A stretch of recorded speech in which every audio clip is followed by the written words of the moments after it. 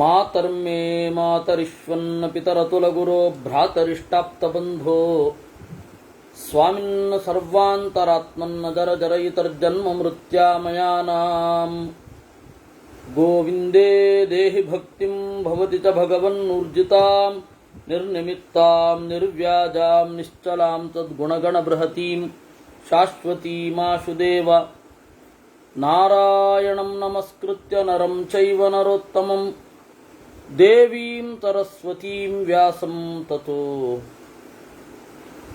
ಗ್ರಂಥಮುದೀರಯೇ ವಿಜಾನತಾಂ ಅವಿತ್ತಸ್ಯ ಮಧ್ವಸ್ಯ ಜಗತಿ ಗುರೋಃ ಪೂರ್ವಾಚಾರ್ಯಮಹಿಷ್ಠಾನಾಮಿಯಂ ಪ್ರಣತಿಮಾಲಿಕಾ ಪೂರ್ಣಜ್ಞಾನಾಯ ವಿದ್ಮಹೇ ಪೂರ್ಣಾನಂದಾಯ ಧೀಮಹಿ ತನ್ನೋ ವ್ಯಾಸ ಪ್ರಚೋದಯಾತ್.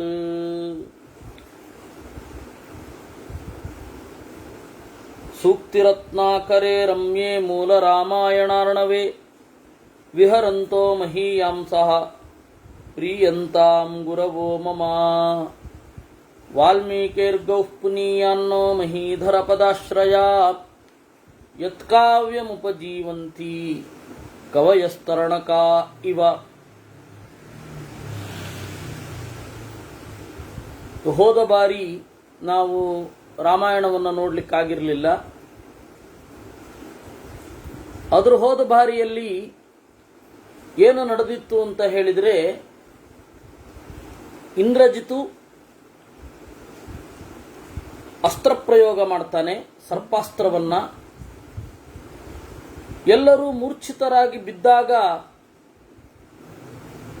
ಜಾಂಬವಂತ ಹನುಮಂತನಿಗೆ ಹೇಳ್ತಾನೆ, ಮೂಲಿಕೆಗಳನ್ನು ತೆಗೆದುಕೊಂಡು ಬಾ ಅಂತ.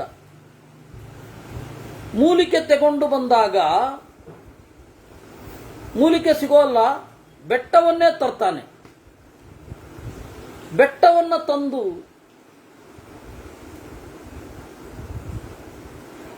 ಅದರ ಪರಿಮಳದಿಂದ, ಆ ಮೂಲಿಕೆಗಳ ಪರಿಮಳದಿಂದ ಎಲ್ಲರೂ ಹೇಳ್ತಾರೆ. 4 ತರಹದ ಮೂಲಿಕೆಗಳು. ಎಲ್ಲರೂ ಕೂಡ ಆ ಒಂದು ರೋಗದಿಂದ ಬಿಡುಗಡೆ ಹೊಂದುತ್ತಾರೆ. ರಾಕ್ಷಸರು ಅಲ್ಲಿ ಇರೋಲ್ಲ. ಕಾರಣ ಏನು ಅಂದರೆ, ರಾಮನ ಅಣತಿಯಂತೆ ಕಪಿಗಳೆಲ್ಲ ತಗೊಂಡು ಹೋಗಿ ಸಮುದ್ರಕ್ಕೆ ಎಸೆದಿರುತ್ತಾರೆ. ಆ ಕಾರಣದಿಂದ ಇಷ್ಟರೊಂದಿಗೆ ಕಪಿಗಳು ಮತ್ತೆ ಜಾಗೃತರಾಗಿ ಲಂಕೆಗೆ ಕೊಳ್ಳಿ ಇಡುತ್ತಾರೆ. ಹೀಗೆ 35 ಶ್ಲೋಕ ಆಗಿತ್ತು 75ನೆಯ ಅಧ್ಯಾಯದಲ್ಲಿ. ಅಶೋಭತ ತದಾರಾಮೋ ಧನುರ್ವಿಸ್ಫಾರಯನ್ಮಹತ್ ಭಗವಾನಿವ ಸಂಕ್ರುದ್ಧೋ ಭವೋ ವೇದಮಿಯಂ ಧನುಃ. ರಾಮಚಂದ್ರ ಕಪಿಗಳೆಲ್ಲ ಲಂಕೆಯನ್ನು ಸುಡ್ತಾ ಇರುವಾಗ ಹಿಂದೆ ನಿಂತು ಕಂಗೊಳಿಸಿದ ಅಂತೆ. ಹೇಗೆ? ಭವೋ ವೇದಮಯಂ ಧನುಃ ಇವ. ಸದಾಶಿವ ವೇದವೆಂಬ ಬಿಲ್ಲನ್ನು ಹಿಡಿದು ಕಂಗೊಳಿಸಿದ ಹಾಗೆ ಕಂಗೊಳಿಸಿದ. ಉದ್ಘುಷ್ಟಂ ವಾನರಾಣಾಂಚ ರಾಕ್ಷಸಾಣಾಂಚ ನಿಸ್ವನಂ ಜಾ ಶಬ್ದಸ್ತಾವುಭೌ ಶಬ್ದವು ಅತಿರಾಮಸ್ಯ ಶುಶ್ರುವೇ. ಕಪಿಗಳ ಸದ್ದು, ರಾಕ್ಷಸರ ಕೂಗು, ಎರಡೂ ಶಬ್ದಗಳನ್ನು ಮೀರಿ ರಾಮಚಂದ್ರನ ಬಿಲ್ಲಿನ ಠೇಂಕಾರದ ಧ್ವನಿ ಎಲ್ಲ ಕಡೆ ಕೇಳಿಸ್ತಾ ಇತ್ತು. ತಸ್ಯ ಕಾರ್ಮುಕ ನಿರ್ಮುಕ್ತೈ ಶರೈಸ್ತತ್ಪುರ ಗೋಪುರಂ ಕೈಲಾಸ ಶೃಂಗ ಪ್ರತಿಮಂ ವಿಕೀರ್ಣಮಭವದ್ಭುವಿ. ರಾಮಚಂದ್ರನ ಬಿಲ್ಲಿನಿಂದ ಹೊರಟ ಬಾಣಗಳು ದೊಡ್ಡ ದೊಡ್ಡ ಲಂಕೆಯ ವಾಚ್ ಟವರ್ಸ್, ಚರ್ಯಾ ಗೋಪುರ ಅಂತ ಏನಿದೆ ಅದನ್ನೆಲ್ಲ ಕೆಳಗಡೆ ಕೆಡವಿತು. ತಥೋ ರಾಮ ಶರಾನ್ ದೃಷ್ಟ್ವಾ ವಿಮಾನೇಷು ಗೃಹೇಷು ಚ ಸನ್ನಾದೋ ರಾಕ್ಷಸೇಂದ್ರಾಣಾಂ ತುಮುಲ ಸಮಪದ್ಯತ. ರಾಮಚಂದ್ರನ ಬಾಣದ ಶಬ್ದವನ್ನ, ಬಾಣದ ಗುರಿಯನ್ನ ಕಂಡು ಎಲ್ಲರೂ ಹಾ ಹಾ ಅಂದ್ರಂತೆ ರಾಕ್ಷಸರು. ತೇಷಾಂ ಸನ್ನಹ್ಯಮಾನಾನಾಂ ಸಿಂಹನಾದಂಚ ಕುರ್ವತಾಂ ಶರ್ವರೀ ರಾಕ್ಷಸೇಂದ್ರಾಣಾಂ ರೌದ್ರೀವ ಸಮಪದ್ಯತ. ಆ ಒಂದು ಸಿಂಹನಾದ ಮಾಡುವಾಗ ಆ ರಾತ್ರಿ ಇಡೀ ಕಳೆದು ಹೋಯಿತು.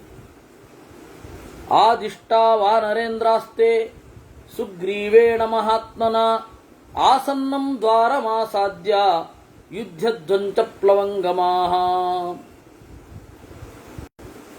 ಸುಗ್ರೀವನಿಂದ ಅಣತಿ ಪಡೆದ ಎಲ್ಲ ಕಪಿಗಳು ಯುದ್ಧಕ್ಕೆ ಅಂತ ಹೋದ್ರು. ಯಶ್ಚವೋ ವಿತಥಂ ಕುರ್ಯಾತ್ ತತ್ರ ತತ್ರಾಪ್ಯುಪಸ್ಥಿತಃ ಸಹಂತವ್ಯೋಭಿಸಂಪ್ಲುತ್ಯ ರಾಜಶಾಸನ ದೂಷಕಃ. ಆರ್ಡಿನೆನ್ಸ್ಗೆ ಸುಗ್ರೀವಾಜ್ಞೆ ಅಂತ ಕರೀತಾರೆ. ಯಾಕೆ ಅಂತ ಇಲ್ಲಿ ಗೊತ್ತಾಗತ್ತೆ. ಯಾರಾದರೂ ಒಬ್ಬ ಸೈನಿಕ ಕಪಿಗಳ ಕಡೆಯವನು ಸೋಮಾರಿತನದಿಂದ ಅಥವಾ ಅಯ್ಯೋ ಏನು ಹೋಗೋದು ಅಂತನ್ನೋ ನಿರುತ್ಸಾಹದಿಂದ ವ್ಯರ್ಥವಾಗಿ ಸಮಯ ಕಳೀತಾ ಇದ್ರೆ ಅವನನ್ನು ಕೊಂದು ಬಿಡಿ ಅಂತ ಆರ್ಡರ್ ಇತ್ತಂತೆ ಸುಗ್ರೀವನದ್ದು. ಚಂಡಶಾಸನ ಅಂತಾನೆ ಕರೀತಾರಲ್ವೇ. ತೇಷು ವಾನರ ಮುಖ್ಯೇಶು ದೀಪ್ತೋಲ್ಕೋಜ್ವಲ ಪಾಣಿಷು ಸ್ಥಿತೇಶು ದ್ವಾರಮಾಶ್ರಿತ್ಯ ರಾವಣಂ ಕ್ರೋಧ ಆವಿಶತ್. ಈ ರೀತಿ ಕಪಿಗಳು ಒಂದು ಕೈಯಲ್ಲಿ ಶಿಲೆಯನ್ನು, ಇನ್ನೊಂದು ಕೈಯಲ್ಲಿ ಬೆಂಕಿಯಿಂದ ಉರಿಯುವ ದೊಂದಿಯನ್ನು ಹಿಡಿದು ಲಂಕೆಯ ಬಾಗಿಲಲ್ಲಿ ನಿಂತಿರುವಾಗ ಸಿಟ್ಟು ಬಂತಂತೆ ರಾವಣನಿಗೆ. ತಸ್ಯ ಜೃಂಭಿತ ವಿಕ್ಷೇಪಾತ್ ವ್ಯಾಮಿಶ್ರಾವೈ ದಿಶೋ ದಶ ರೂಪವಾನಿವ ರುದ್ರಸ್ಯ ಮನ್ಯುರ್ಗಾತ್ರೇಶ್ವದೃಶ್ಯತಾಂ. ಸಿಟ್ಟಿನಿಂದ ಅವನು ತನ್ನ ಎರಡೂ ಕೈಗಳನ್ನ ಹಿಡಿದು ಇನ್ನೇನು ಯುದ್ಧಕ್ಕೆ ಹೊರಡ್ತೇನೆ ಅಂತ ತೋರುವಾಗ ಅವನು ಮುಖದಲ್ಲಿ ಕಂಡ ಕೋಪಕ್ಕೆ ಒಂದು ಮೈ ಬಂದಂತೆ ಕಂಡಿತಂತೆ. ಸಕುಂಭಂ ಚ ನಿಕುಂಭಂ ಚ ಕುಂಭಕರ್ಣಾತ್ಮಜಾವುಭೌ ಪ್ರೇಷಯಾ ಮಾತ ಸಂಕ್ರುದ್ಧೋ ರಾಕ್ಷಸೈರ್ಬಹುಭಿಸ್ಸಹ. ಕುಂಭಕರ್ಣನ ಇಬ್ಬರು ಮಕ್ಕಳು ಕುಂಭ ಮತ್ತೆ ನಿಕುಂಭ ಅಂತ ಇಬ್ಬರನ್ನು ಕಳುಹಿಸಿದ. ಅವನ ಜೊತೆಗೆ ಯೂಪಾಕ್ಷ, ಶೋಣಿತಾಕ್ಷ, ಪ್ರಜಂಗ, ಕಂಪನ ಇವರು ಕೂಡ ಹೊರಟರು. ಶಶಾಸ ಚೈವ ತಾನ್ ಸರ್ವಾನ್ ರಾಕ್ಷಸಾನ್ ವೈ ಮಹಾಬಲಾನ್ ರಾಕ್ಷಸ ಗಚ್ಚತಾದ್ಯೈವ ಸಿಂಹನಾದಂಚನಾದಯನ್ ತತಸ್ತು ಚೋದಿತಾಸ್ತೇನ ರಾಕ್ಷಸಾಜ್ವಲಿತಾಯುಧಾಃ ಲಂಕಾಯ ನಿರ್ಯಯುರ್ವೀರಾಃ ಪ್ರಣದಂತ ಪುನಃ ಪುನಃ. ಆಮೇಲೆ ಪ್ರಚೋದಿತರಾಗಿ ರಾಕ್ಷಸರು ಲಂಕೆಯಿಂದ ಹೊರಟರು. ರಕ್ಷಸಾಂ ಭೂಷಣಾಸ್ಥಾಭಿಃ ಭಾಭಿಸ್ವಾಭಿಶ್ಚ ಕೇವಲ ಸರ್ವತಃ ಚಕ್ರುಸ್ತೆ ತಪ್ರಭಂ ವ್ಯೋಮ ಹರಯಶ್ಚಾಗ್ನಿಭಿಃ ಸಹ. ರಾಕ್ಷಸರು ತೊಟ್ಟುಕೊಂಡ ಆಭರಣಗಳು ಯಾವ ರೀತಿ ಕಂಗೊಳಿಸಿದವು ಅಂತಂದ್ರೆ, ಕಪಿಗಳು ಬೆಂಕಿ ಹಿಡಿದದ್ದು ಒಂದೇ, ಇವರ ಆಭರಣ ಹಿಡಿದದ್ದು ಒಂದೇ. ಆ ಬೆಂಕಿಗೆ ಸಮನಾದ ಕಾಂತಿ ಇವರ ಆಭರಣದಿಂದ ಇತ್ತಂತೆ. ಅಂದ್ರೆ ಎಂತಹ ರಿಚೆಸ್ಟ್ ಇರಬೇಕು ಅವರು. ಅವರ ಆಭರಣದ ಹೊಳಹು ಏನಿದೆ ಅದು ಎಲ್ಲರಿಗೂ ದಾರಿಯನ್ನು ತೋರಿಸ್ತಾ ಇತ್ತು. ಆ ತರಹ ಇದ್ರು. ತತ್ರ ತಾರಾಧಿಪಸ್ಯಾಭಾ ತಾರಾಣಾಂಭಾ ತಥೈವ ಚ ತಯೋರಾಭರಣಾಭಾ ಚ ಜ್ವಲಿತಾದ್ಯಾಮಭಾಸಯತ್. ರಾಕ್ಷಸರ ಕಾಂತಿ, ರಾಕ್ಷಸರ ಆಭರಣದ ಕಾಂತಿ, ನಕ್ಷತ್ರದ ಕಾಂತಿ, ಚಂದ್ರನ ಕಾಂತಿ ಎಲ್ಲವೂ ಒಟ್ಟಾಗಿ ಬೆಳಗಿ ಅದು ಹಗಲಿನಂತೆ ಆಯಿತಂತೆ. ಎಲ್ಲರಿಗೂ ಸ್ಪಷ್ಟವಾಗಿ ಕಾಣ್ತಾ ಇದೆ ಯುದ್ಧ ಮಾಡಲಿಕ್ಕೆ. ರಾತ್ರಿ ಕತ್ತಲಾಗೋಗಿದೆ ಅಂತೇನೋ ಅನ್ಕೊಳ್ಬಾರದು ಅಂತಾರೆ. ತತ್ರ ಚಾರ್ಧ ಪ್ರದೀಪ್ತಾನಾಂ ಗೃಹಾಣಾಂ ಸಾಗರ ಪುನಃ ಬಾಭಿಸ್ ಸಂಸಕ್ತ ಸಲಿಲಃ ಚಲೋರ್ಮಿಹಿ ಶುಶುಭೇ ಧ್ರುವಂ. ಆಮೇಲೆ ಲಂಕೆಯಲ್ಲಿ ಉರಿದ ಮನೆಗಳು, ಅವುಗಳ ಪ್ರತಿಫಲನ ಸಮುದ್ರದಲ್ಲಿ ಕಾಣ್ತಾ ಇದೆ. ಅದರಿಂದಲೂ ಹಲವಾರು ಕಡೆ ಬೆಳಕು ತೋರಿತಂತೆ. ಪತಾಕಾಧ್ವಜ ಸಂಯುಕ್ತ ಮುತ್ತಮಾಸಿ ಪರಶ್ವಧಂ ಭೀಮಾಶ್ವರಥ ಮಾತಂಗಂ ನಾನಾಪತ್ತಿ ಸಮಾಕುಲಂ, ಎಲ್ಲ ವಾಹನಗಳನ್ನು ಏರಿ ರಾಕ್ಷಸರು ಬಂದರು.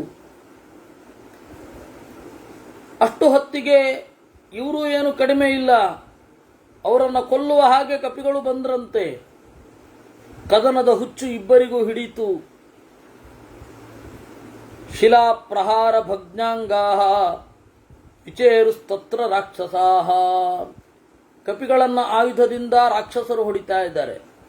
ರಾಕ್ಷಸರನ್ನ ಬಂಡೆಗಳಿಂದ ಕಪಿಗಳು ಹೊಡಿತಾ ಇದ್ದಾರೆ. ಹರಿವೀರ ನಿಜಘ್ನುಶ್ಚ ಝಂತಮನ್ಯಂ ಜಘಾನಾನ್ಯ ಪಾತಯಂತಮಪಾತಯತ್ ಗರ್ಹಮಾಣಂ ಜಗರ್ಹಾನ್ಯೋ ದಶಂತಮಪರೋದಶತ್. ಹೊಡೆದ್ರೆ ಹೊಡಿತಾ ಇದ್ದಾರೆ, ಬೀಳಿಸಿದ್ರೆ ಬೀಳಿಸ್ತಾ ಇದ್ದಾರೆ, ಬೈದ್ರೆ ಬೈತಾ ಇದ್ದಾರೆ, ಕಚ್ಚಿದ್ರೆ ಕಚ್ಚುತ್ತಾ ಇದ್ದಾರೆ. ಈ ತರಹ ರಾಕ್ಷಸರು ಮತ್ತೆ ಕಪಿಗಳ ಯುದ್ಧ ಶುರು ಆಯಿತು. ದೇಹೀತ್ಯನ್ಯೋ ದದಾತ್ಯನ್ಯೋ ದದಾಮೀತ್ಯ ಪರ ಪುನಃ ಕಿಂ ಕ್ಲೇಶಯಸಿ ತಿಷ್ಠೇತಿ ತತ್ರಾನ್ಯೋನ್ಯಂ ಬಭಾಚಿರೇ. ಅವರ ಸಂಭಾಷಣೆಗಳು, ಕೊಡೋ ನೋಡೋಣ ಅಂತ ಇನ್ನೊಬ್ಬ ಕೊಡ್ತಾ ಇದ್ದ ಪೆಟ್ಟು, ಕೊಡ್ತೀನಿ ನಿಲ್ಲು ಅಂತ ಇನ್ನೊಬ್ಬ. ಕಿಂ ಕ್ಲೇಶಯಸಿ ತಿಷ್ಠೇತಿ, ಏನೋ ಬಹಳ ಉಪಟಳ ಕೊಡ್ತಾ ಇದ್ದೆ ಅಲ್ವಾ, ಸ್ವಲ್ಪ ಹೊತ್ತು ನಿಲ್ಲು, ಕೊಂದು ಬಿಡ್ತೀನಿ ಅಂತ ಇನ್ನೊಬ್ಬ. ಹೀಗೆ ಪರಸ್ಪರ ಮಾತಾಡಿಕೊಳ್ತಾ ಇದ್ದಾರೆ. ವಿಪ್ರಲಂಬಿತ ಶಸ್ತ್ರಂಚ ವಿಮುಕ್ತ ಕವಚಾಯುಧಂ ಸಮುದ್ಯತ ಮಹಾಪ್ರಾಸಂ ಮುಷ್ಟಿಶೂಲಾಸಿ ಕುಂತಳಂ. ವಿಪ್ರಲಂಬಿತ ಶಸ್ತ್ರಂಚ, ಬಾಣಗಳು ಶಸ್ತ್ರಗಳು ಜಾರಿ ಬೀಳ್ತಾ ಇವೆ, ಕವಚಗಳು ಆಯುಧಗಳು ಚಲ್ಲಾಪಿಲ್ಲಿ ಆಗ್ತಾ ಇವೆ. ಕೇವಲ ಮುಷ್ಟಿಯಿಂದ ಯುದ್ಧ ಮಾಡ್ತಾ ಇದ್ದಾರೆ. ಆ ರೀತಿ ಯುದ್ಧ ನಡೀತಾ ಇತ್ತು ಅಂತನ್ನುವಲ್ಲಿಗೆ 75ನೆಯ ಸರ್ಗ ಮುಗಿದಿದೆ. ಪ್ರವೃತ್ತೆ ಸಂಕುಲೆ ತಸ್ಮಿನ್ ವೀರೇ ಘೋರಜನಕ್ಷಯೇ ಅಂಗದ ಕಂಪನಂ ವೀರಂ ಆಸಸಾದ ರಣೋತ್ಸುಕ. ಅಂಗದ ಕಂಪನನ ಬಳಿ ಯುದ್ಧಕ್ಕೆ ಅಂತ ಬಂದ. ಆಹೂಯ ಸಂಗದಂ ಕಾಪಾತ್ ಕೋಪಾತ್ ತಾಡಯಾಮಾಸ ವೇಗಿತಃ ಗದಯಾ. ಕಂಪನ ಗದೆಯಿಂದ ಹೊಡೆದ ಅಂತೆ. ಅಷ್ಟು ಹೊತ್ತಿಗೆ ಅವನು ಮೈಮರೆತು ಬಿದ್ದ. ಕಂಪನ ಮತ್ತೆ ಎದ್ದ.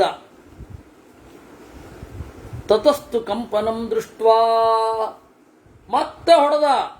ಕಂಪನ ಸತ್ತ. ಕಂಪನ ಸತ್ತದ್ದನ್ನು ನೋಡಿ ಶೋಣಿತಾಕ್ಷ ಅಂಗದನ ಬಳಿಗೆ ಯುದ್ಧಕ್ಕೆ ಬಂದ. ಘೋರವಾದ ಬಾಣಗಳನ್ನು ಎಸೆದ. ಒಂದು ಹಂತದಲ್ಲಿ ಅಂಗದನು ಕೂಡ ಪ್ರತಿವಿದ್ಧಾಂಗ ನೆತ್ತರು ಸುರಿಸ್ತಾ ಇದ್ದಾನೆ. ಏನು ತಲೆಯನ್ನು ಕೆಡಿಸ್ಕೊಳ್ಳಿಲ್ಲ.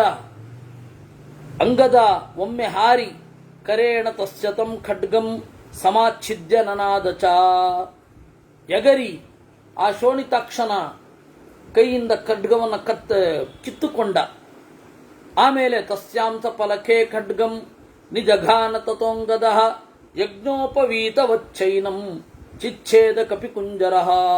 ಯಜ್ಞೋಪವೀತದಂತೆ ಕತ್ತರಿಸಿಬಿಟ್ಟ. ಯಜ್ಞೋಪವೀತ ಹೇಗಿರುತ್ತೆ? ಎಡ ಹೆಗಲ ಮೇಲಿನಿಂದ ಬಲ ಸೊಂಟದ ತನಕ ಯಜ್ಞೋಪವೀತ ಇರುತ್ತೆ. ಮಿರರ್ ಇಮೇಜಲ್ಲಿ ಉಲ್ಟಾ ಕಾಣುತ್ತೆ, ಆದರೆ ಕತ್ತರಿಸಿದ ಯಜ್ಞೋಪವೀತ ತರಾನೇ. ಅಂಗದನ್ನು ಕನ್ಫ್ಯೂಸ್ ಆಗಲಿಲ್ಲ. ಕೆಲವು ದಿವಸದ ಹಿಂದೆ ಭಾಗವತ ಮಾಡುವಾಗ ನನ್ನ ಮೇಲಿದ್ದ ಆಕ್ಷೇಪವೇ ಅದು. ನೋಡ್ತಾ ಇದ್ರು, ಮಿರರ್ ಇಮೇಜಲ್ಲಿ ಉಲ್ಟಾ ಕಾಣ್ತಾ ಇತ್ತು. ನೀವು ಯಾಕೆ ಉಲ್ಟಾ ಹಾಕೊಂಡಿದ್ದೀರಾ ಜನಿವಾರವನ್ನ ಅಂತ ಆಕ್ಷೇಪಗಳು ಬರೋದು. ಏನು ಹೇಳಬೇಕು ಅವರಿಗೆ?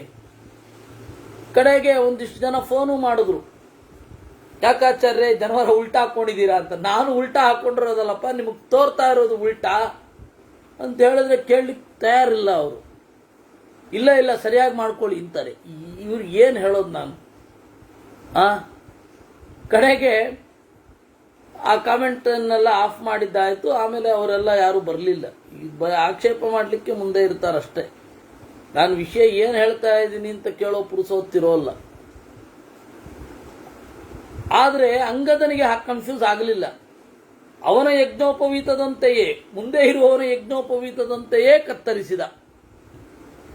ಅದನ್ನ ಸ್ಪಷ್ಟವಾಗಿ ವಾಲ್ಮೀಕಿ ರಾಮಾಯಣದ ಮಧ್ವಾಚಾರ್ಯರು ಹೇಳ್ತಾರೆ.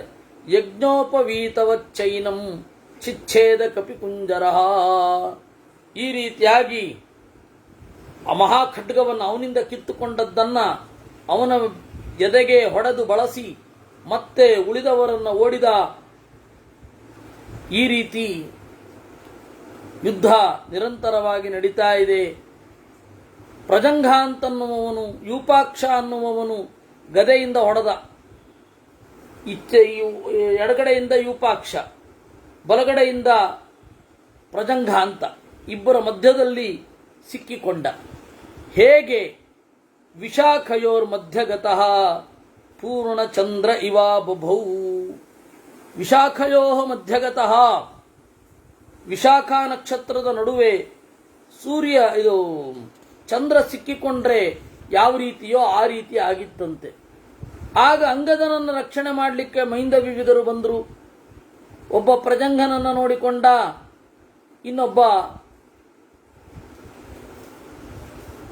ಇನ್ನೊಬ್ಬನನ್ನು ನೋಡಿಕೊಂಡ, ಯೂಪಾಕ್ಷನನ್ನು ನೋಡಿಕೊಂಡ.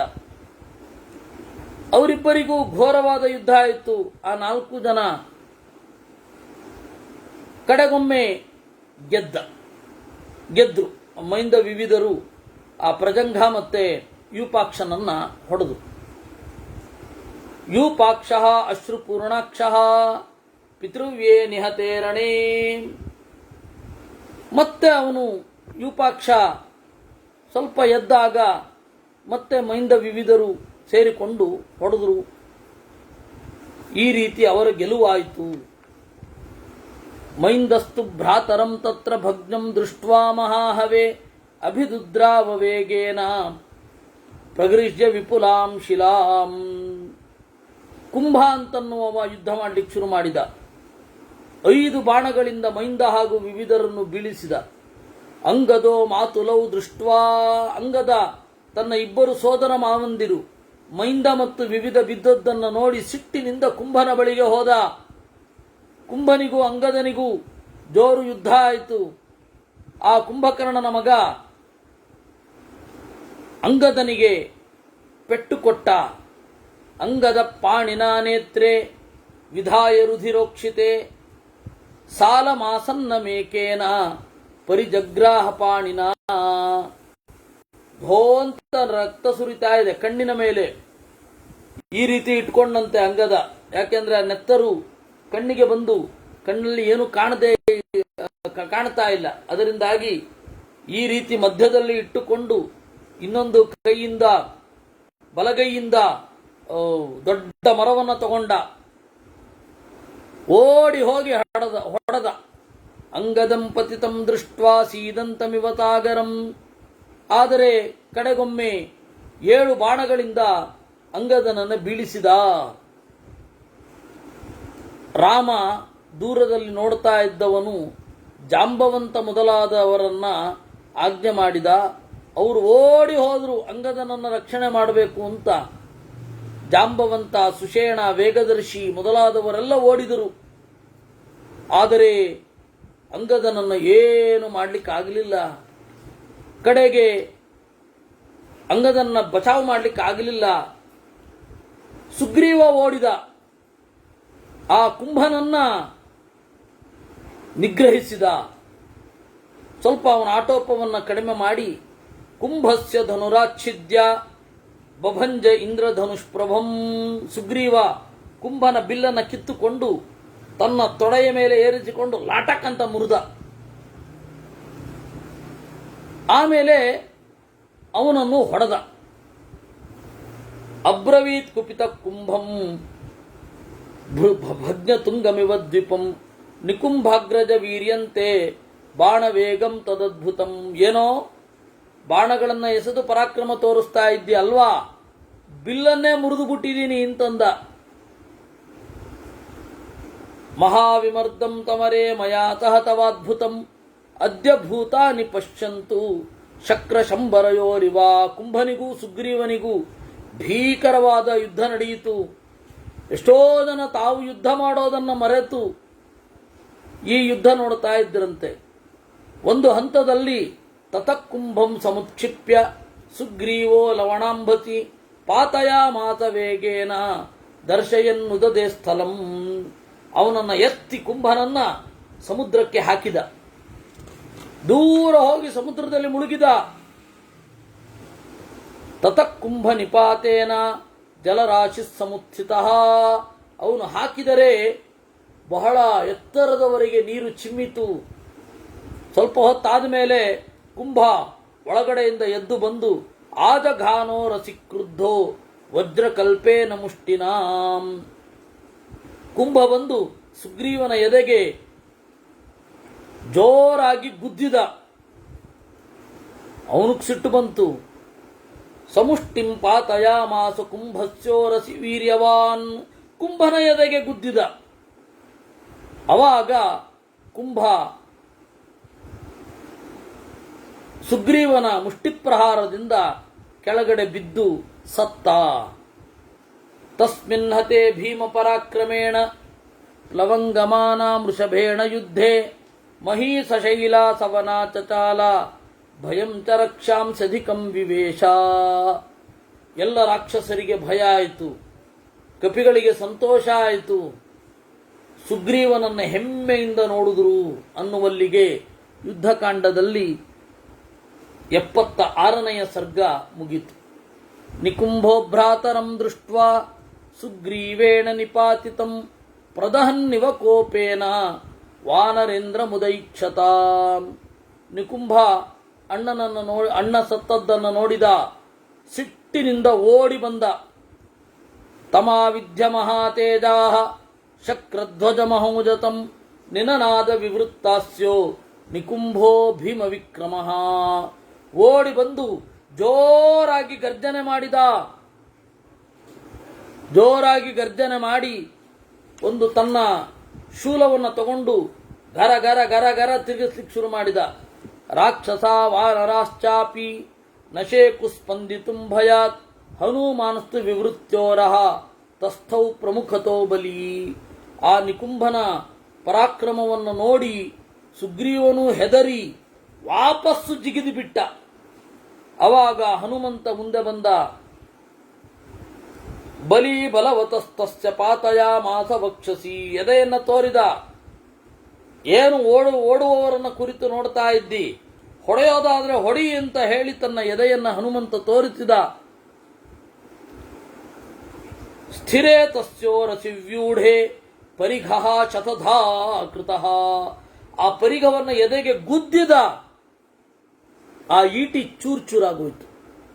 ಹನುಮಂತನ ಎದೆಯ ಮೇಲೆ ಬಿದ್ದ ಈಟಿ 100 ಚೂರಾಯಿತು. ಆಗ ನೋಡಿದ, ಏನ್ ಮಾಡೋದು?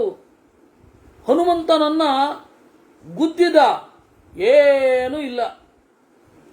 ಕಡೆಗೆ ಅವನಿಗೇನನ್ನಿಸ್ತೋ ಏನೋ, ಸ್ವಸ್ಥಶ್ಚಾಪಿ ನಿಜಗ್ರಾಹ ಹನುಮಂತಂ ಮಹಾಬಲಂ ಚುಕ್ರುಶುಶ್ಚ ತದಾ ಸಂಖ್ಯೆ ಭೀಮಂ ಲಂಕಾ ನಿವಾಸಿನಃ.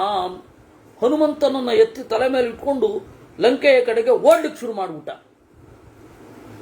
ಇದನ್ನ ನೋಡಿ ಕಪಿಗಳಿಗೆ ಗಾಬರಿ. ಹನುಮಂತನನ್ನೇ ಕಿಡ್ನಾಪ್ ಮಾಡಿಬಿಡ್ತಾ ಇದ್ದಾರೆ ಅಂತ. ಆತ್ಮಾನಂ ಮೋಕ್ಷಯಿತ್ವಾಥ ಚಿತಾವಭ್ಯವಪದ್ಯಥ ಹನುಮಾನುನ್ಮಮಾಥಾಶು ನಿಕುಂಭಂ ಮಾರುತಾತ್ಮಜಃ. ಆಗ ಹನುಮಂತ ಏನ್ ಮಾಡಿದ, ತನ್ನನ್ನು ಹೊತ್ತು ಓಡ್ತಾ ಇರುವ ನಿಕುಂಭನ ತಲೆಗೆ ಒಂದು ಗುದ್ದಿದ. ಅಲ್ಲಿ ಚಪ್ಪಟೆ ಆಗಿ ಹೋದ. ಪರಿಗೃಶ್ಯ ಚ ಬಾಹುಭ್ಯಾಂ ಪರಿವೃತ್ಯ ಶಿರೋಧರಾಂ ಉತ್ಪಾಟಯಾಮಾಸ ಶಿರೋ ಭೈರವಂ ನದತೋ ಮಹತ್. ಈ ರೀತಿಯಾಗಿ ಹನುಮಂತನ ಗುದ್ದಿಗೆ ನಿಕುಂಭ ಸತ್ತೇ ಹೋದ. ಆಗ ದಶರಥ ಸುತ ರಾಕ್ಷಸೇಂದ್ರ ಸೂನ್ವೋಹೋ ಭೃಶತರಮಾಗತರೋಷಯೋಸ್ಸು ಭೀಮಂ ಹೃಷ್ಟಾವಿನೇದು ಪ್ಲವಂಗಾ ದಿಶಸ್ಸಸ್ವನುಶ್ಚ. ಸಂತೋಷದಿಂದ ಹರ್ಷಧ್ವಾನ ಮಾಡಿದರಂತೆ. ಒಂದು ಲೈಟಾದ ಗೇಲಿ ಕಪಿಗಳ ಮುಖದಲ್ಲಿ ಇತ್ತು. ತನ್ನ ವಿನಾಶವನ್ನು ತಾನೇ ಕೊಂಡೊಯ್ದ ಬಗೆ ಇದು ಅಂತ ಅನ್ಕೊಂಡ್ರಂತೆ.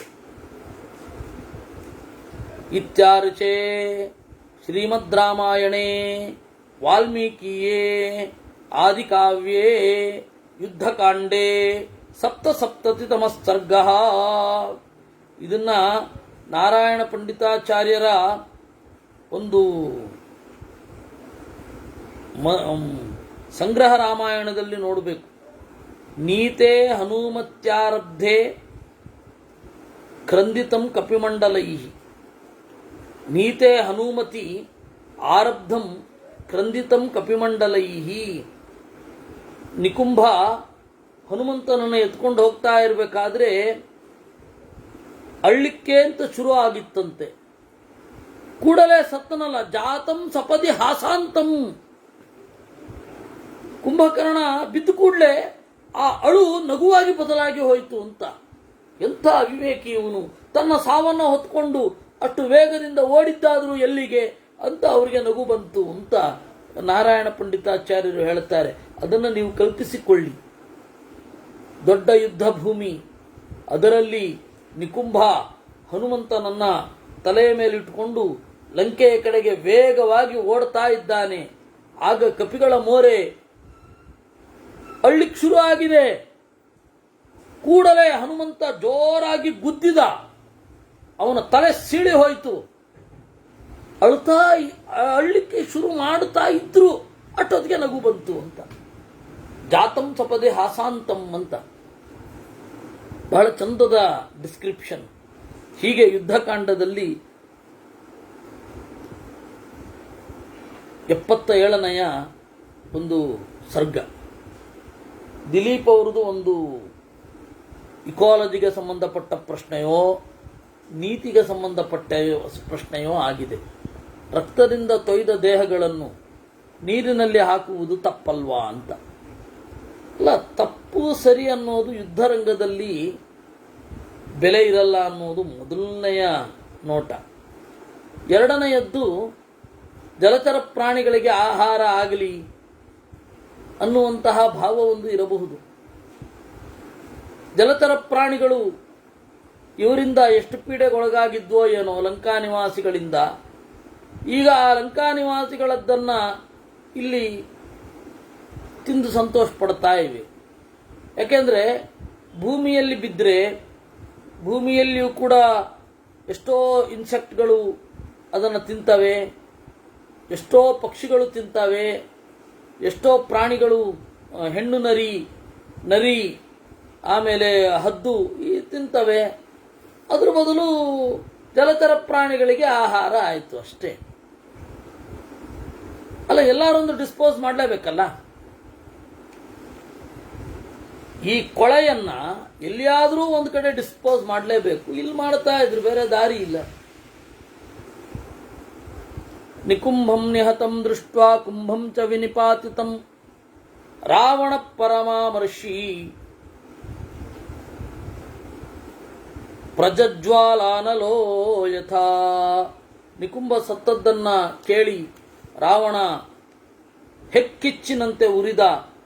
ನೈಋತ ಕ್ರೋಧಚೋಕಾಭ್ಯಾಂ ದ್ವಾಭ್ಯಾಂ ತು ಪರಿಮೂರ್ಛಿತಃ ಖರಪುತ್ರಂ ವಿಶಾಲಾಕ್ಷಂ ಮಕರಾಕ್ಷಮಚೋದಯತ್.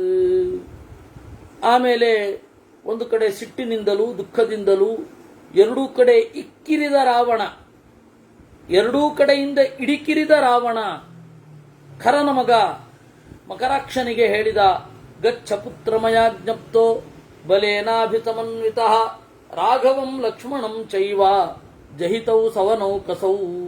ಹೋಗು, ಆ ಮನುಷ್ಯರಾದ ರಾಮ ಲಕ್ಷ್ಮಣರನ್ನ ಕೊಂದು ಬಿಡು. ರಾವಣನ ಮಾತನ್ನ ಕೇಳಿದ ಶೂರಮಾನಿ ಖರಾತ್ಮಜಃ. ತನ್ನನ್ನು ಶೂರ ಎಂದು ಭ್ರಮಿಸಿಕೊಂಡಿದ್ದ ಅವನು ಬಾಢಂ ಎಂದು ಹೇಳಿ ಹೊರಟ. ದಶಗ್ರೀವನಿಗೆ ನಮಸ್ಕಾರ ಮಾಡಿ ಪ್ರದಕ್ಷಿಣೆ ಹಾಕಿ ನಿರ್ಜಗಾಮ ಗೃಹಾತ್ ಶುಭ್ರಾತ್ ರಾವಣಸ್ಯಾಜ್ಞಯಾ ಬಲಿ. ಶುಭ್ರವಾದ ರಾವಣನ ಮನೆಯಿಂದ ಹೊರಟ. ವೈಟ್ ಹೌಸ್ ಶುಭ್ರಾತ್ ಅಂತನ್ನೋದಕ್ಕೆ ತಮಾಷೆಯ ಅನುವಾದ. ಸಮೀಪಸ್ಥಂ ಬಲಾಧ್ಯಕ್ಷಂ ಖರಪುತ್ರೋ ಬ್ರವೀದ್ವಚಃ. ಹತ್ತಿರದಲ್ಲಿದ್ದ ಸೇನಾಪತಿಗೆ ಆಜ್ಞೆ ಮಾಡಿದ, ಯುದ್ಧಕ್ಕೆ ಹೋಗ್ಬೇಕು ಅಂತ ಇದ್ದೀನಿ, ರಥವನ್ನು ತೆಗೆದುಕೊಂಡು ಬಾ ಅಂತ. ಆಮೇಲೆ ರಥಕ್ಕೆ ಪ್ರದಕ್ಷಿಣೆ ಬಂದು ಸೂತಂ ಸಂಚೋದಯ ಮಾತಾ. ರಥವನ್ನ ಏರಿ ಸೂತನಿಗೆ ಹೇಳಿದ, ಶೀಘ್ರಂ ವೈ ರಥಮಾವಹ, ರಥವನ್ನ ಒಯ್ಯಿ ಅಂತ. ಎಲ್ಲ ರಾಕ್ಷಸರನ್ನ ಕುರಿತು ನುಡಿದ. ನೀವೆಲ್ಲರೂ ಕೂಡ ನನ್ನ ಮುಂದೆ ಯುದ್ಧ ಮಾಡಿ, ನಾನು ನೇರವಾಗಿ ರಾಮನನ್ನ ಕೊಲ್ತೇನೆ. ಮೊದಲು ರಾಮನನ್ನ ಕೊಂದು ಲಕ್ಷ್ಮಣನನ್ನ ಕೊಂದು ಆಮೇಲೆ ಸುಗ್ರೀವನನ್ನ ಕೊಲ್ತೇನೆ ಅಂತ. ಅದ್ಯ ಶೂಲ ನಿಪಾತೈಶ್ಚ ವಾನರಾಣಾಂ ಮಹಾಚಮೂಂ ಪ್ರದಹಿಷ್ಯಾಮಿ ತಂ ಪ್ರಾಪ್ತಾಂ ಶುಷ್ಕೇಂಧನಮಿವಾನಲಃ. ನೋಡಿ, ಇವತ್ತು ಒಣಗಿದ ಕಟ್ಟಿಗೆಯನ್ನ ಬೆಂಕಿ ಸುಡುವ ಹಾಗೆ ಸುಟ್ಟು ಬಿಡುತ್ತೇನೆ ಅಂತ ಮಕರಾಕ್ಷನ ಮಾತನ್ನ ಕೇಳಿದರು. ಮತ್ತೆ ಕಪಿಗಳಿಗೆ ಒಂದು ಹುಮ್ಮಸ್ಸು ಬಂತು. ಮೊದಲಿನಂತೆ ಯುದ್ಧಕ್ಕೆ ಅಂತ ತೆರಳಿದರು. ಪ್ರಭ್ರಷ್ಟೋತ ಕರಾತ್ತಸ್ಯ ಪ್ರತೋದಹ ಸಾರಥೆಸ್ತದಾ ಪಪಾತ ಸಹಸಾ ದೈವಾತ್ ಭುಜಸ್ತಸ್ಯ ತುರಕ್ಷಸಃ. ದಾರಿಯಲ್ಲಿ ಬಹಳ ಅಪಶಕುನಗಳಾಯಿತು. ಸಾರಥಿಯ ಕೈಯಿಂದ ಚಾವಟಿ ಬಿತ್ತು. ಮಕರಾಕ್ಷನ ಎಡಭುಜ ಪದೇ ಪದೇ ಅದುರಿತು. ಎಲ್ಲವನ್ನ ಧಿಕ್ಕರಿಸಿ ಯುದ್ಧಕ್ಕೆ ಅಂತ ಹೊರಟ. ಘನಗಜ ಮಹಿಷಾಂಗ ತುಲ್ಯವರ್ಣಾ ಸಮರ ಮುಖೇಶ್ವ ಸಕೃದ್ ಗದಾಸಿ ಭಿನ್ನಾ ಅಹಮಹಮಿತಿ ಯುದ್ಧ ಕೌಚಲಾಸ್ತೆ ರಜನಿತರಾ ಪರಿಬಭ್ರುಮುಹು ಮುಮುಹುಸ್ತೆ. ಎಲ್ಲ ರಕ್ಕಸ ಸೈನಿಕರು ಎಲ್ಲ ಶಕುನಗಳನ್ನು ಧಿಕ್ಕರಿಸಿ ತಿರಸ್ಕರಿಸಿ ಯುದ್ಧಕ್ಕೆ ಅಂತ ಹೇಳಿ ಹೊರಟರು. ಹೊಸ ಭರವಸೆ ಅವರ ಮನಸ್ಸಿನಲ್ಲಿ ತುಂಬಿಕೊಂಡಿತ್ತು ಅನ್ನುವಲ್ಲಿಗೆ 78ನೆಯ ಸರ್ಗ ಮುಗಿದಿದೆ. ನಿರ್ಗತಂ ಮಕರಾಕ್ಷಂತೆ ದೃಷ್ಟ್ವಾ ವಾನರ ಪುಂಗವಾಹ ಆಪ್ಲುತ್ಯ ಸಹಸಾ ಸರ್ವೇ ಯೋದ್ಧು ಕಾಮಾ ವ್ಯವಸ್ಥಿತಾಃ. ಮಕರಾಕ್ಷ ಬರ್ತಾ ಇದ್ದಾಗ ಎಲ್ಲ ಕಪಿಗಳು ಯುದ್ಧಕ್ಕೆ ಅಂತ ಬಂದ್ರಂತೆ. ಕದನಂ ಕಪಿಸಿಂಹಾನಾಂ ಚಕ್ರುಸ್ತೆ ರಜನೀತರಾಹ. ಮಕರಾಕ್ಷನತ್ತ ಹೋಗುವ ಮೊದಲೇನೆ ಕಪಿಗಳನ್ನ ರಕ್ಕಸರು ತಡೆದ್ರು. ಭೀಕರವಾದ ಯುದ್ಧ ಆಯಿತು. ತಾನ್ ದೃಷ್ಟ್ವಾ ರಾಕ್ಷಸಾತ್ ಸರ್ವೇ ದ್ರವಮಾಣಾನ್ವನೌಕತಃ ನೇದುಸ್ತೆ ಸಿಂಹವದೃಪ್ತಾಃ ರಾಕ್ಷಸಾ ಜಿತಕಾಶಿನಃ. ರಕ್ಕಸರ ಕೈ ಮೇಲಾಯಿತು. ಕಪಿಗಳೆಲ್ಲ ಹೆದರಿ ಓಡಿದರು ಮಕರಾಕ್ಷನಿಂದ. ಆಗ ರಾಕ್ಷಸರೆಲ್ಲ ತಮಾಷೆ ಮಾಡಲಿಕ್ಕೆ ಶುರು ಮಾಡಿದರಂತೆ. ವಾರಿತಾನ್ ರಾಕ್ಷಸಾನ್ ದೃಷ್ಟ್ವಾ ಮಕರಾಕ್ಷೋ ನಿಚಾಚರಃ ಕೋಪಾನಲ ಸಮಾವಿಷ್ಟೋ ವಚನಂ ಛೇದಮಬ್ರವೀತ್. ರಾಮ ಅವರನ್ನೆಲ್ಲರನ್ನು ತಡೆದ. ಆಗ ನೇರ ರಾಮನನ್ನ ಕುರಿತು ಅವನು ಹೇಳಿದರಂತೆ ಮಕರಾಕ್ಷ, ತಿಷ್ಠ ರಾಮ ಮಯಾತಾರ್ಧಂ ದ್ವಂದ್ವ ಯುದ್ಧಂ ಭವಿಷ್ಯತಿ ತ್ಯಾಜಯಿಷ್ಯಾಮಿ ತೇ ಪ್ರಾಣಾನ್ ಧನುರ್ಮುಕ್ತೈಶ್ಚಿತೈಶ್ಚರೈಃ. ರಾಮ, ನಿಲ್ಲು ನಿಲ್ಲು, ದ್ವಂದ್ವ ಯುದ್ಧ ನಮ್ಮಿಬ್ಬರಿಗಾಗಬೇಕು. ಈ ಕ್ಷಣದಲ್ಲಿ ನಿನ್ನನ್ನು ಪ್ರಾಣದಿಂದ ದೂರ ಮಾಡ್ತೇನೆ. ದಂಡಕಾರಣ್ಯದಲ್ಲಿ ನಮ್ಮ ಅಪ್ಪನನ್ನ ಕೊಂದೆ. ನಮ್ಮಪ್ಪ ಯಾರು ಗೊತ್ತಾ? ಖರ. ಆಕಸ್ಮಿಕವಾಗಿ ನಿನ್ನ ಗೆಲುವಾಯಿತು. ನಮ್ಮಪ್ಪನಿಗಿಂತ ಶೂರ ಏನಲ್ಲ ನೀನು. ಆದರೆ ನಮ್ಮಪ್ಪ ಸತ್ತದ್ದು ದುರದೃಷ್ಟದಿಂದ. ಆದ್ದರಿಂದಾಗಿ ಇವಾಗ ನೈಜವಾದ ಯುದ್ಧ. ಇಲ್ಲಿಯ ತನಕ ನಮ್ಮಪ್ಪ ಸತ್ತದ್ದನ್ನು ನೆನಪಿಸಿಕೊಂಡಾಗಲೆಲ್ಲ ವಿಪರೀತ ಸಿಟ್ಟು ಬರುತ್ತೆ ನನಗೆ. ದಹ್ಯಂತೆ ಭೃಶಮಂಗಾನಿ ದುರಾತ್ಮನ್ ಮಮ ರಾಘವ. ನನ್ನ ಅಂಗಾಂಗಗಳು ಹೊತ್ಕೊಂಡು ಉರಿತಾ ಇವೆ. ಇವತ್ತು ಆ ಕಾಲ ಬಂದಿದೆ. ಬಹಳ ಕಾಲದಿಂದ ನಾನು ಕಾಯ್ತಾ ಇದ್ದೆ. ಅದ್ಯ ಮದ್ಬಾಣ ವೇಗೇನ ಪ್ರೇತರಾಡ್ ವಿಷಯಂ ಗತಃ. ಇವತ್ತು ನನ್ನ ಬಾಣ ವೇಗದಿಂದ ಪ್ರೇತರಾಡ್ ವಿಷಯಂ ಗತಃ. ಯಮನ ಮನೆಗೆ ಹೋಗಿ ಸೇರ್ತೀಯ. ಅಲ್ಲಿ ನೀನು ಈ ಮೊದಲು ಯಾರನ್ನ ಕೊಂದಿದ್ದೀಯಲ್ಲ ಅವ್ರ ಜೊತೆಗೇನೆ ವಾಸ ಮಾಡುತ್ತೀಯ. ಹೆಚ್ಚು ಏನು ಹೇಳೋದು, ಇಡೀ ಲೋಕ ನೋಡ್ಲಿ ನನ್ನನ್ನ ಅಂತ ಹೇಳಿದಾಗ ರಾಮ ನಕ್ಕು ಹೇಳಿದನಂತೆ, ಕಥಸೆ ಕಿಂ ವೃಥಾ ರಕ್ಷೋ ಬಹೂನಿ ಅಸದೃಶಾನಿತೇ. ಓ ರಾಕ್ಷಸನೇ, ಎಷ್ಟಯ್ಯ ಕೊಚ್ಕೊಳ್ತಾ ಇದ್ದೀ. ಒಂದು ಮಾತು ನಿನ್ನ ಪರಾಕ್ರಮಕ್ಕೆ ಸರಿಯಾಗಿದ್ದಲ್ಲ. ಕೇವಲ ಮಾತಿನಿಂದ ಯಾರಾದರೂ ಯುದ್ಧದಲ್ಲಿ ಗೆಲ್ತಾರ? ನಿನ್ನ ಅಪ್ಪ ಒಂಟಿಯಾಗೇನು ಬರಲಿಲ್ಲ ಅನ್ನೋದನ್ನು ನೆನಪಿಟ್ಟುಕೋ. 14,000 ರಾಕ್ಷಸರ ಜೊತೆಗೆ ಇದ್ದ. ಜೊತೆಗೆ ತ್ರಿಶಿರ, ದೂಷಣ ಮೊದಲಾದವರೆಲ್ಲ ಬಂದರು. ಎಲ್ಲರನ್ನ ಕೊಂದಿದ್ದೇನೆ. ಹದ್ದುಗಳಿಗೆ ಮನಸ್ತೃಪ್ತಿಯಾಗುವಂತೆ ಊಟಕ್ಕೆ ಹಾಕಿದ್ದೇನೆ. ಈಗ ಯುದ್ಧ ಮಾಡು ಅಂತಂದಾಗ ಯುದ್ಧ ಅವರಿಬ್ಬರಿಗೆ ಶುರು ಆಯಿತು. ಅಂತರಿಕ್ಷ ಗತಾಸ್ತರವೇ ದ್ರಷ್ಟು ಕಾಮಸ್ತದದ್ಭುತಂ. ಅಂತರಿಕ್ಷ ಗತಾಹ, ಎಷ್ಟೋ ಜನ ದೇವತೆಗಳು ನೋಡಲಿಕ್ಕೆ ಅಂತ ಬಂದರಂತೆ. ರಾಮನ ಬಾಣಗಳನ್ನು ಅವನು ಕತ್ತರಿಸಿದ, ಅವನ ಬಾಣಗಳನ್ನು ರಾಮ ಕತ್ತರಿಸಿದ. ಹೀಗೆ ಯುದ್ಧ ಆಗ್ತಾ ಇದೆ. ದುರವಾಪಂ ಮಹಚ್ಛೂಲಂ ರುದ್ರದತ್ತಂ ಭಯಂಕರಂ. ರಾಮನ ಬಾಣಗಳಿಂದ ರಥವನ್ನು ಕಳೆದುಕೊಂಡ, ಬಿಲ್ಲನ್ನು ಕಳೆದುಕೊಂಡ, ರೋಡಲ್ಲಿ ನಿಲ್ಬೇಕಾಯಿತು. ನಿಂತು ರಾಕ್ಷಸರು ಕೊಟ್ಟ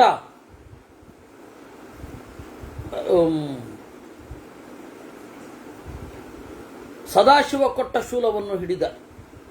ಸಂಗ್ರಹ ರಾಮಾಯಣದಲ್ಲಿ ಈ ಯುದ್ಧಗಳೆಲ್ಲ ಕುಂಭಕರ್ಣ ಸಾಯುವ ಮುನ್ನ ಇದೆ, ಇಲ್ಲಿ ನಂತರ ಇದೆ. ಮಧ್ವಾಚಾರ್ಯರು ಇದರಲ್ಲಿರುವ ಕ್ರಮವನ್ನು ಸರಿಹೊಂದಿಸಿ ಬರೆದಿದ್ದಾರೆ. ಅದಕ್ಕನುಗುಣವಾಗಿ ಸಂಗ್ರಹ ರಾಮಾಯಣದಲ್ಲಿದೆ. ಇದನ್ನ ಕಾಲ ವ್ಯತ್ಯಾಸ ಮಾಡಿ ಹೇಳೋದು ಅಂತ, ವ್ಯತ್ಯಾಸ ಅಂತನ್ನುವ ಒಂದು ಸ್ಟೈಲ್, ಅದನ್ನು ನಾವು ಸರಿಹೊಂದಿಸಿ ಮಾಡಬೇಕು ಅಂತನ್ನೋದು ಮಧ್ವರ ಆಶಯ. ಮಧ್ವರ ಆಶಯಕ್ಕೆ ತಕ್ಕಂತೆ ವಾಲ್ಮೀಕಿ ರಾಮಾಯಣದ ವಿಸ್ತಾರವಾದ ಕಥೆಯನ್ನು ಇಟ್ಟುಕೊಂಡು ನಾರಾಯಣ ಪಂಡಿತಾಚಾರ್ಯರು ಮಾಡಿದ್ದಾರೆ. ಹೀಗಾಗಿ ಕ್ರಮ ಅಲ್ಲಿದು, ಶೈಲಿ ಇಲ್ಲಿದು. ಅದನ್ನು ಹಾಗೆ ಹೇಳಿಕೊಂಡು ಹೋಗ್ತಾ ಇದ್ದೇನೆ. ಅದರಿಂದಾಗಿ ದುರವಾಪಂ ಮಹಚ್ಛೂಲಂ, ರುದ್ರ ಕೊಟ್ಟ ಭಯಂಕರವಾದ ಶೂಲವನ್ನು ಹಿಡಿದ. ಅದನ್ನು ನೋಡಿ ದೇವತೆಗಳು ಬೆದರಿದರಂತೆ. ರಾಮಚಂದ್ರ 4 ಬಾಣಗಳಿಂದ ಆ ಶೂಲವನ್ನು ಕತ್ತರಿಸಿದ. ಎಲ್ಲರೂ ಕೂಡ ಸಂತೋಷಪಟ್ಟರು. ಕಡೆಗೆ ಮಕರಾಕ್ಷನ ಬಳಿ ಏನೂ ಉಳಿದಿಲ್ಲ ಆಯುಧಗಳು. ಮುಷ್ಟಿ ಹಿಡಿದು ವೇಗವಾಗಿ ಧಾವಿಸಿದ ಅಂತೆ. ಪಾವಕಾಸ್ತ್ರಂ ತಥೋ ರಾಮ ಸಂಧದೇಚ ಶರಾತನೆ. ಆಗ್ನೇಯಾಸ್ತ್ರವನ್ನು ಎಸೆದ.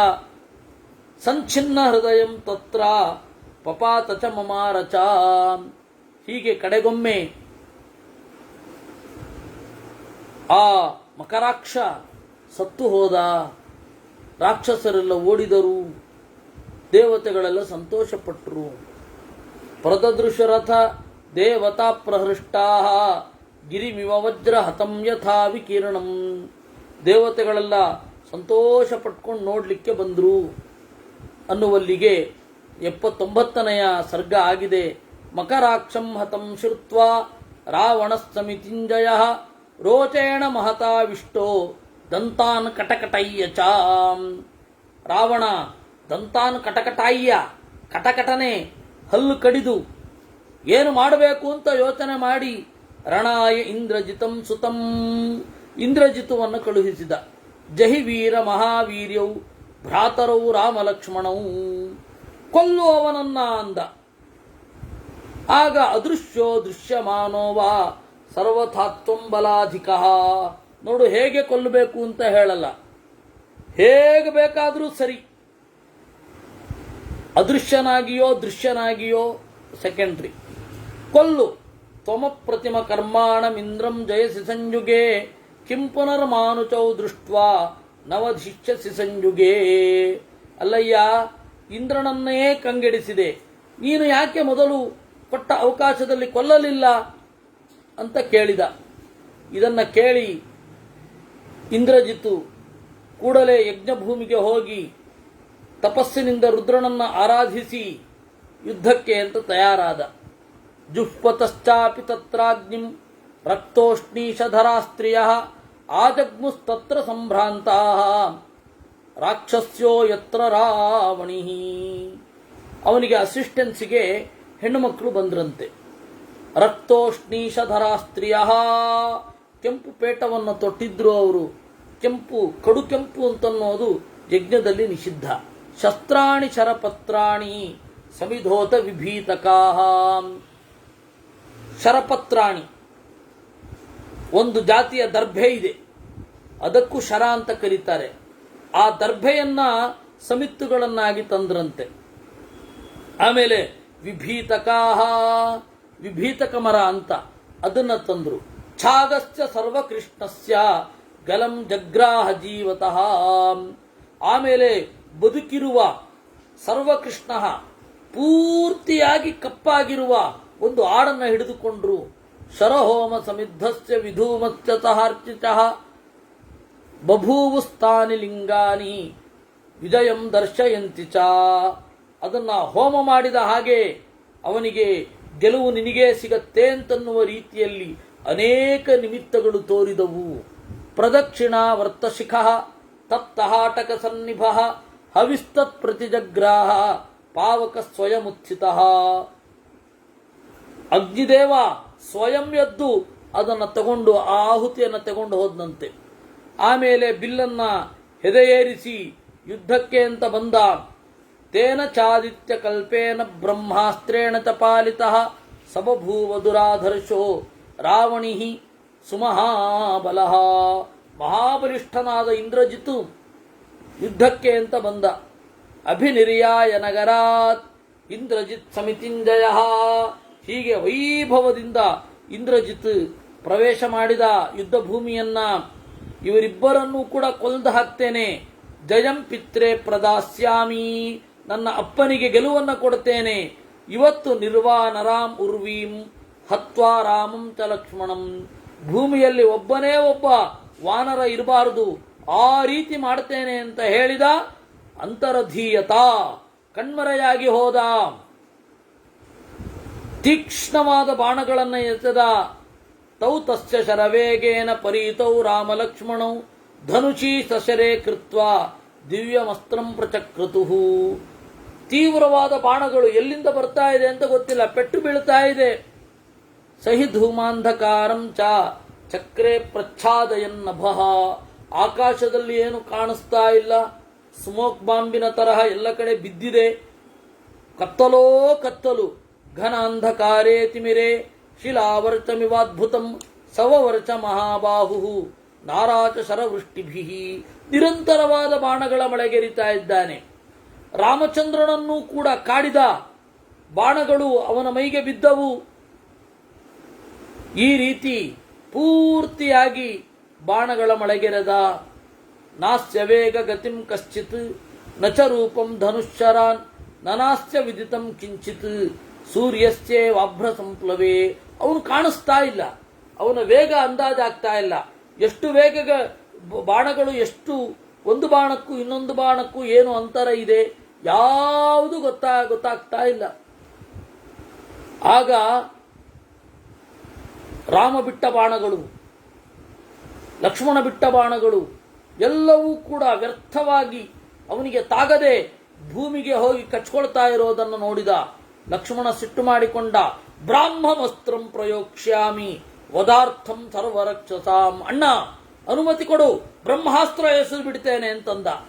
ಆಗ ರಾಮ ಹೇಳಿದ, ನೈಕಶ್ಚೇತೋ ರಕ್ಷಾಂಸಿ ಪೃಥಿವೀಂ ಹಂತು ಮರಹಸಿ. ನೋಡಪ್ಪ, ಒಬ್ಬನಿಗಾಗಿ ಎಲ್ಲ ರಾಕ್ಷಸರನ್ನು ಕೊಲ್ಬಾರದು. ನೀನು ಬ್ರಹ್ಮಾಸ್ತ್ರ ಬಿಟ್ರೆ ಇಡೀ ಲಂಕೆ ಸುಟ್ಟು ಹೋಗುತ್ತೆ. ನನಗೆ ಬೇಕಾಗಿರೋನು ಇಂದ್ರಜಿತ್ತು ಒಬ್ಬ, ಆಯ್ತಾ? ಅವನಿಗಾಗಿ ಇಡೀ ಲಂಕೆ ಸುಟ್ಟು ಬಿಡೋದಾ? ನೋಡಿ, ನಮ್ಮ ಭಾರತೀಯರ ಬಹಳ ಹಿಂದಿನ ಕಾಲದಿಂದ ಯಾವ ರೀತಿ ನಡೆ ಸಂಯಮ ಇದೆ.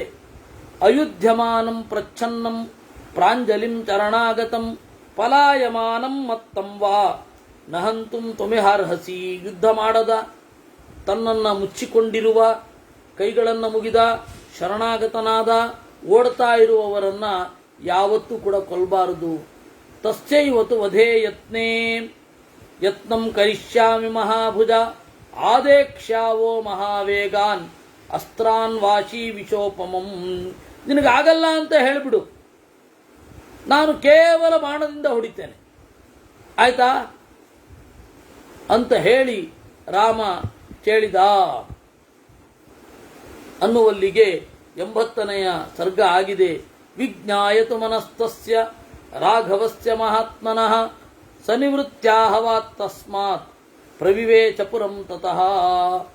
ರಾಮನ ಮಾತು ಗೊತ್ತಾಯಿತು.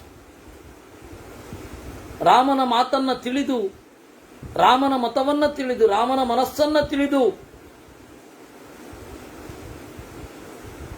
ಲಕ್ಷ್ಮಣನು ಸುಮ್ಮನಾದ. ಇತ್ತ ಇಂದ್ರಜಿತುವಿಗೂ ಬಿಸಿ ಮುಟ್ಟಿತು. ಕಾರಣ ಏನು ಅಂದ್ರೆ ಕಪಿಗಳಿಗೆ ಯಾರಿಗೂ ಅಂದಾಜಾಗಲಿಲ್ಲ. ಅದು ಕೇವಲ ಬರಿಗಣ್ಣಿನಿಂದ, ನೀನು ಏನೇ ಮರೆಮೋಸಗಳಿಂದ, ಮಾಯೆಗಳಿಂದ, ಮಂತ್ರಗಳಿಂದ, ತಂತ್ರಗಳಿಂದ ಬೇರೆ ಯಾರಿಗೂ ಕಾಣುವುದಿಲ್ಲ ಅಂತ ಅಂದುಕೊಳ್ಳಬಹುದು. ಆದರೆ ನಾನು ಬರಿಗಣ್ಣಿನಿಂದ ನಿನ್ನನ್ನು ಕಾಣಬಲ್ಲೆ ಅಂತನ್ನುವ ಸಂದೇಶವನ್ನ ಸ್ಪಷ್ಟವಾಗಿ ಇಂದ್ರಜಿತುವಿಗೆ ಕೊಟ್ಟ ರಾಮ. ಇಂದ್ರಜಿತು ಗೊತ್ತಾಯ್ತು, ನಾನು ನೋಡಿದಾನೆ, ಕೇವಲ ಬಾಣದಿಂದ ಹೊಡಿತಾನೆ ಅಂತ. ಆದರೆ ರಾಮನಿಗೆ ಇಂದ್ರಜಿತುವನ್ನು ಕೊಲ್ಲೋದು ಇಷ್ಟ ಇರಲಿಲ್ಲ. ಯಾಕೆಂದ್ರೆ ಹೆದರಿ ಓಡಿ ಹೋದವ, ತನ್ನನ್ನು ಮುಚ್ಚಿಕೊಂಡವ, ಅವನನ್ನೆಂತ ಕೊಲ್ಲೋದು ಅಂತ. ಅದನ್ನ ವಾಲ್ಮೀಕಿ ರಾಮಾಯಣದಲ್ಲಿ ಹೇಳುವಾಗ ಸ್ಪಷ್ಟ ಗೊತ್ತೇ ಆಗಲ್ಲ ನಮಗೆ. ಹಂಗೆ ಹೇಳ್ತಾರೆ ನೋಡಿ. ಹಿಂದಿನ ಸರ್ಗದಲ್ಲಿ ಏನು ಹೇಳಿದ್ರು? ಇತ್ಯೇವ ಮುಕ್ತ್ವಾ ವಚನಂ ಮಹಾರ್ಥಂ ರಘುಪ್ರವೀರ ಪ್ಲವಗರ್ಷ ಭೈರ್ವೃತಃ ವಧಾಯ ರೌದ್ರಸ್ಯ ನೃಶಂಸ ಕರ್ಮಣಃ ತದಾ ಮಹಾತ್ಮ ತ್ವರಿತಂ ನಿರೀಕ್ಷತೆ. ಈ ರೀತಿಯಾಗಿ ನುಡಿದು ಅವನನ್ನು ಕೊಲ್ಲಬೇಕು ಅಂತ ಹೇಳಿ ನೋಡಿದ. ನಿರೀಕ್ಷತೆ ವಿಜ್ಞಾಯತು ಮನಸ್ತಸ್ಯ, ಆ ರಾಮನ ಮನಸ್ಸನ್ನ ತಿಳಿದುಕೊಂಡು ಸನಿವೃತ್ಯ ಆಹವಾತ್ ತಸ್ಮಾತ್, ಯುದ್ಧದಿಂದ ಹಿಂದೆ ಸರಿದು ಪ್ರವಿವೇಶ ಪುರಂ ತತಃ, ಪಟ್ಟಣವನ್ನು ಪ್ರವೇಶ ಮಾಡಿದ ಅಂತಾರೆ. ಇದರಲ್ಲಿ ಏನು ಗೊತ್ತೇ ಆಗಲ್ಲ. ಮಧ್ವಾಚಾರ್ಯರು ಹೇಳಿದ್ದನ್ನ ಇದಕ್ಕೆ ಕನೆಕ್ಟ್ ಮಾಡಿಕೊಂಡ್ರೆ ಗೊತ್ತಾಗತ್ತೆ. ಇಲ್ಲ ಅಂದ್ರೆ ಯಾರು ಹೋದ್ರು, ಯಾರು ನೋಡಿದ್ರು ಅನ್ನೋದೇ ಗೊತ್ತಾಗಲ್ಲ. ಈ ರೀತಿ ಅವನೇನು ಮಾಡಿದ? ಇಂದ್ರಜಿತು ಯುದ್ಧದಿಂದ ಹಿಂದೆ ಸರಿದ. ಸೋನು ಸ್ಮೃತ್ಯ ವಧಂ ತೇತಾಂ ರಾಕ್ಷಸಾನಾಂ ತರಸ್ವಿನಾಂ ಕ್ರೋಧ ತಾಮ್ರೇಕ್ಷಣ ಶೂರ ನಿರ್ಜಗಾಮಾಥ ರಾವಣಿ. ಆಮೇಲೆ ಮತ್ತೆ ಸ್ವಲ್ಪ ಹೊತ್ತು ಒಂದು ಕಡೆ ಕೂತಿದ್ದು ಯುದ್ಧಕ್ಕೆ ಅಂತ ಬಂದ. ಈ ಸರ್ತಿ ಒಂದು ವಿಚಿತ್ರವಾದ ತಂತ್ರದೊಂದಿಗೆ ಬಂದ. ಮೋಹನಾರ್ಥಂ ಚ ಸರ್ವೇತಾಂ ಬುದ್ಧಿಂ ಕೃತ್ವಾ ಸುದುರ್ಮತಿ ಹಂತುಂ ಸೀತಾಂ ವ್ಯವಸಿತೋ ವಾನರಾಭಿಮುಖೋ ಯಯೌ. ಮಾಯಾಮಯವಾದ ಸೀತೆಯನ್ನ ತೆಗೆದುಕೊಂಡು ಗಟ್ಟಿಯಲ್ಲಿ ಹಿಡಿದು ಅವರೆಲ್ಲರ ಎದುರುಗಡೆ ಕೊಲ್ತೇನೆ ಎಂದ. ಎಲ್ಲರೂ ಅವನ ಕಡೆಗೆ ನೋಡಿದ್ರು. ಮುಂದೇನಾಯಿತು ಅಂತನ್ನೋದನ್ನ ನಾಳೆ ನಾವು ನೋಡೋಣ.